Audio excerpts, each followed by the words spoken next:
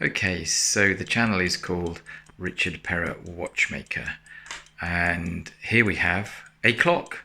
It's the first clock that I have done a video on.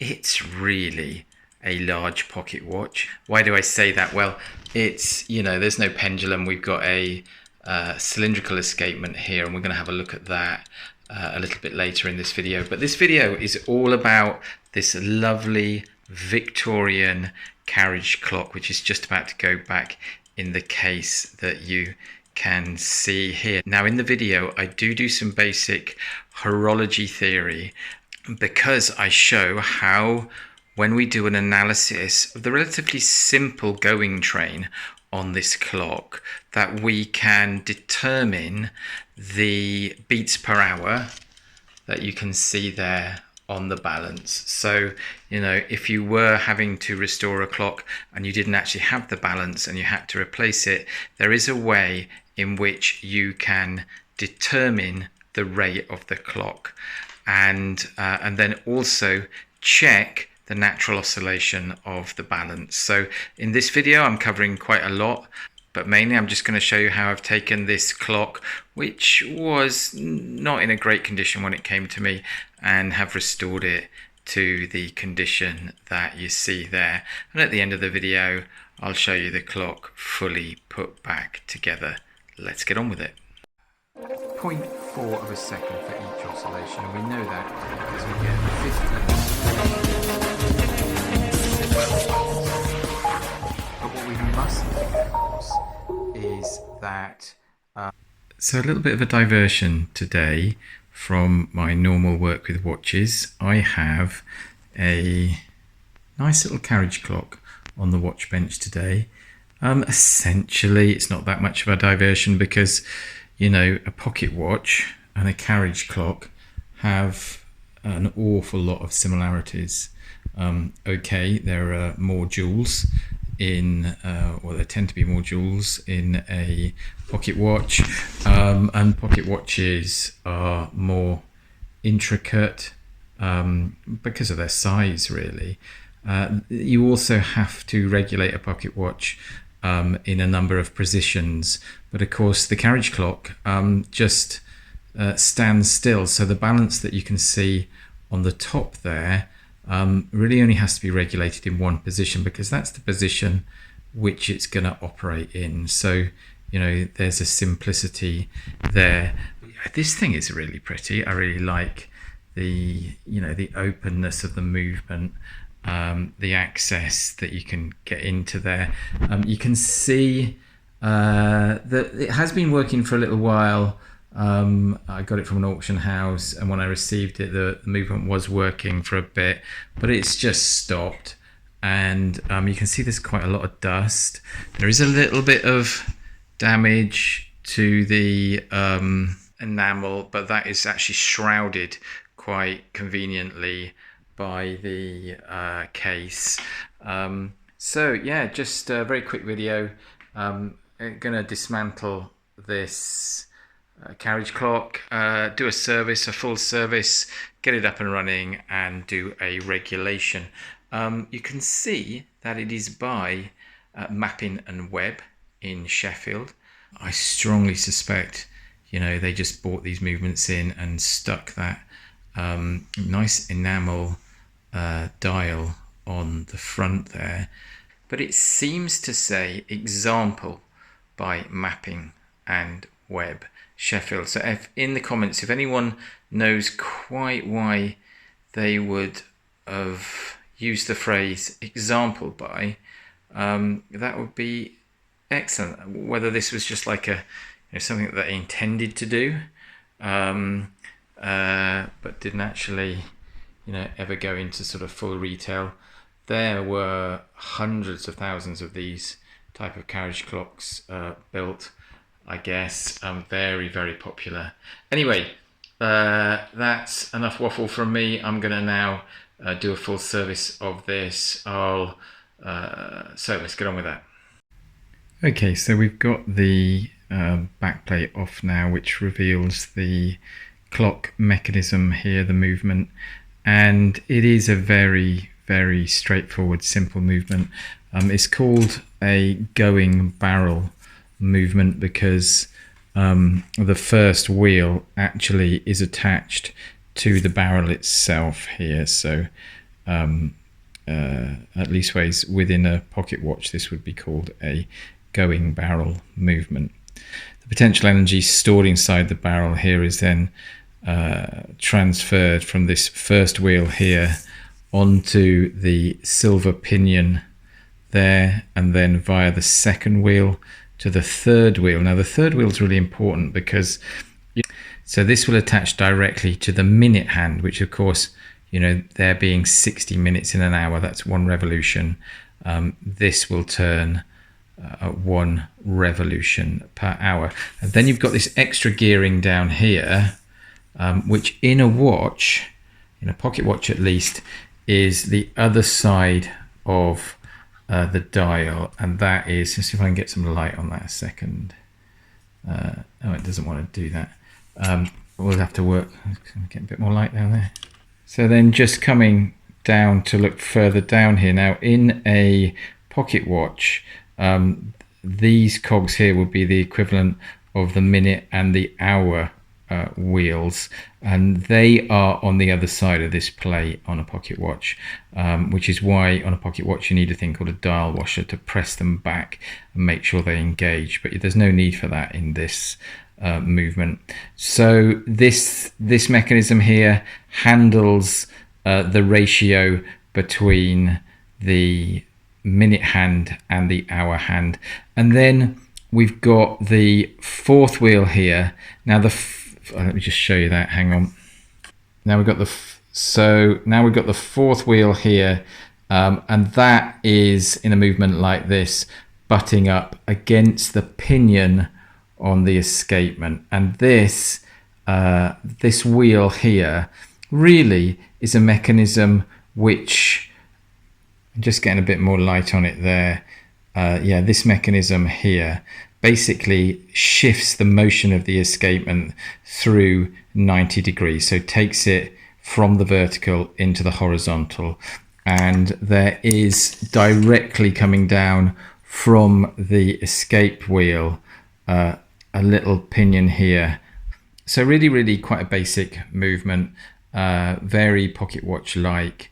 It is caked in lubrication, which is probably one of the reasons why it's giving up the ghost. I don't know whether you can see it, but at the bottom of this wheel here, we're actually swimming in oil. Now I am a watch person primarily, not a clock person, and I know these clock guys do tend to use a bit more lubricant, but gee, I mean, I got so much grease in here and stuff. And the problem with this is over time, you know, it doesn't look like it's traveled too much, but it can travel around the clock, and that's not good. And also it'll over time it'll start to get a bit, you know, mucky and gummed up, and that's not good, because, you know, you need this to be as frictionless as possible. When we've taken it all apart, we'll look at the pivots and the pivot holes, make sure the clock doesn't need any rebushing. I think it's pretty good, but we'll have a proper look at it when we've taken it apart. But there we are. That's just a quick trawl through the mechanism of this carriage clock. Now I'm going to finish the disassembly and give it a clean, put it all back together. Let's do that. So this is the most critical part of the mechanism. It's the escapement, and as you can see, it's modular in the sense that you only have to pop off the 4 screws that you can see there, and the whole escapement, including the escape wheel, the balance cock, it all comes away. So, you know, as a kind of a repair policy, you could have a bunch of these escapements just ready to go. You know, clock comes in, replace the whole escapement, you know, literally replace those 4 screws, job's are good, and back out the door. There are a number of jewels in here. We've got some jewels at the top and bottom of the balance pivot, and also for the escape wheel there. But I just thought it was worth pointing that out. You know, that's where the escapement resides. in the horizontal position at the top of the watch there, and there's a little glass window so you can even, watch it working when it's going. But that just pops off with those 4 screws, and there it is. Now, from an engineering point of view, that is good engineering. So like that, great. And here we are then with the clock fully disassembled and ready to go into the ultrasonic cleaner. Now, I thought that the mechanism was, reasonably straightforward, so I would use it as an opportunity to show how an analysis of the powertrain can tell you the intended beats per hour of the movement. In other words, how many oscillations per hour the balance should be making. Now, if you're a clock or watchmaker, this is really, really important because it determines how you choose the hairspring and the balance and match those together so that they match the powertrain, essentially. So you have a balance operating at the speed that the powertrain is intended to work at. So that everything has to be correct. Now, let's have a look then. I've got, some arithmetic here that we're going to go through just to explain how this works. And let's deal first with the third wheel. And let's just focus in on that, see if I can get a bit more light in there on that. Hang on. There we go. So there's the third wheel. Now, the reason we start with the third wheel, which is in the center of the frame there, is that we know the speed at which it should be revolving because the minute hand is attached to it, and therefore we know that it should make 1 revolution in an hour. Okay, and that equals 1 revolution in 3,600 seconds. So if we look at the ratio of teeth to leaves on the next wheel pinion, we can see that the third wheel has 64 teeth and the fourth wheel has 8 leaves on the pinion, and that is a ratio of 8:1. So from that we can determine that the fourth wheel will be moving 8 times as quickly as the third wheel. Okay, and that would give us a revolution speed of 1 entire revolution in 450 seconds. Then we go to, in a similar way, the ratio between the number of leaves, the number of teeth on the third wheel, which is 60, down to the number of leaves on the pinion on the escape crown wheel that you can see there, and that is a ratio of 60 to 8, which is 7.5:1. Now, if you divide 450 by 7.5, you end up neatly with 60. So we know that the crown wheel is turning once a minute or once every 60 seconds. Then again, we would look at the ratio between the number of teeth on the crown wheel and the pinion on the escape wheel that you can see bottom right in the frame there, and that is 80 to 8, which is 10:1. So we know that the escape crown wheel is turning at 60 seconds for 1 revolution, and we know that the escape wheel is turning 10 times as quickly. So the escape wheel is turning once every 6 seconds. We also know by counting the teeth on the escape wheel that there are 15 oscillations in that 6 seconds. So the great thing about YouTube is you don't have to do all of that PowerPoint garbage. So what I've done here is just jot down how we now get the beats per hour from the calculation that we just made on the number of oscillations. So as you can see at the top here, we have got, just get that in focus, 0.4 of a second for each oscillation, and we know that because we get 15 oscillations in 6 seconds. Okay, but what we mustn't forget, of course, is that an oscillation, as you can see there, is a full waveform. That's the balance. On the x-axis there is time, and on the y-axis we've got amplitude of the balance. So you can see the balance swinging in one direction and then coming fast through the point, the middle point again, and then swinging back out the other way. And as it gets back, that is one complete oscillation. But when we look at the way in which a cylindrical escapement works, we would notice that actually in one oscillation we're getting 2 beats. It's twice that a single tooth hits the cylinder in one oscillation. And for that reason, each beat is half of 0.4 of a second, which is 0.2 of a second.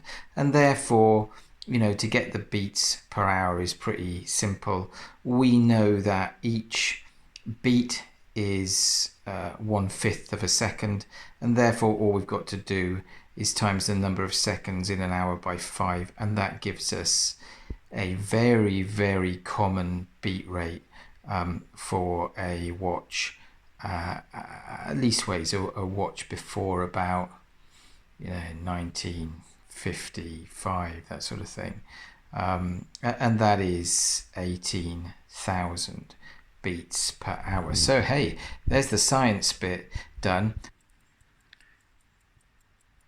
And this is how we vibrate a hairspring old school. As you can see, I've got the balance there with the bottom pivot resting on the glass of a lovely old pocket watch. And what we're going to do, I've set it in motion. So what we're going to do is count the natural oscillations over a period of 10 seconds. So we'll just start when it reaches the 50 there. 1, 2, 3, 4, 5, 6, 7, 8, 9, 10, 11, 12, 13, 14, 15, 16, 17, 18, 19, 20, 21, 22, 23, 24, 24 and a half, something like that. So 24 and a half times 6, well, 20 times 6 is 120. 4 times 6 is 24, so that's 144, and 0.5 times 6 is 3, so 147, and we were looking for 150. Okay, now given the fact that, you know, I was just counting that by trying to visually see when the second hand was crossing those marks, I think we are pretty bang on there. So it looks to me like, not surprisingly, that this hairspring and balance is correctly configured and reasonably clamped into the stud there to give us the kind of natural oscillation that matches the powertrain for this clock. Okay, so we've learnt a bit about the powertrain on this clock and the way in which the balance that you can see there has been matched to the specific gear ratios of that train. And now, as you can see, I have done a full clean of all the components, and I have to say it's this is a bit of a joy really to take what was quite a grimy clock and really get in amongst it, and you can see there, look at the blue on those hands which have been just come in there a little bit closer. Okay, so this isn't any kind of cheap paint trick. These hands that were made in the late Victorian period, these have been properly heat treated to harden them, and if you do it at the right temperature, they get that lovely blue sheen on them, which is completely natural for a steel hand that has been heat treated. And you can see the gloss on the handle there. All of these components have been thoroughly cleaned. So what I'm going to do now is put this lovely old watch back together and then we're going to regulate it and make sure that it's really accurate, or as accurate as we can get it. So let's do that. Okay, so the top plate is now back on, and you can see the going train is all reassembled there nicely. And if I give the third wheel, which is also the minute wheel, a little turn, you can see how the other wheels fly into motion. They're nice and smoothly, and there's no kind of shake there at all, which is really good. So just remembering the arithmetic that we did, the wheel that I'm turning in my hand there, that actually turns once every hour, which is 3,600 seconds. It gears down to the next wheel, which turns once every 450 seconds, which gears down again onto the crown wheel, which is the one you can see with the teeth facing downwards there, and that turns once a minute. Okay, and then that has a 10:1 ratio down to the escape wheel, which turns once every 6 seconds. Okay, so there we are. Let's continue. So I just put the click back on, which again is a real joy, because here's the click here, well, the ratchet wheel and the click spring here. Let's just show you that real quick. There we go. There we go. So that is the very simple click mechanism. Nice and big and chunky, and I just put that back on. So let's just now see what happens when I give just one turn of the key, just one click on that. There we go, one click, and off the powertrain goes. Okay, looking good. Let's move on. So I've already used 2 types of lubricant as I've been putting this clock back together. I've been using some grease for the larger pinions and some D5 oil for the smaller pinions, but as we get towards the escapement, we need to make sure that our lubrication is bang on. So for the pivots of the escape wheel and the balance, you'll see that I'm using Mobius 9010 there, which is the turquoisey coloured lubricant. And on the actual teeth and just inside the cylinder of the balance, so for the escapement itself, I'm going to use a tiny little bit of the 9415, which is the yellowy sort of light amber lubricant that you can see there. So I'm just going to apply that now, put the escapement on, and watch this lovely little clock start ticking. Okay, so getting in nice and close now on the escape wheel. And this is where, you know, if you've worked like myself on a lot of pocket watches, that this is pretty much second nature. If you haven't, be really careful at this point. Okay, you don't want to be pushing down on the escape wheel cock, which is this component here, until you see the pivot coming through here, because if you push down on this too early, you're going to snap that pivot straight off. Okay, so that's a top tip, but we've got that nicely in now. Give that a little bit of a blow with the blower there. You can see, you know, that is spinning quite nicely in there. Okay, so we've got to lubricate the balance now, and then we can pop the balance on and watch the clock go.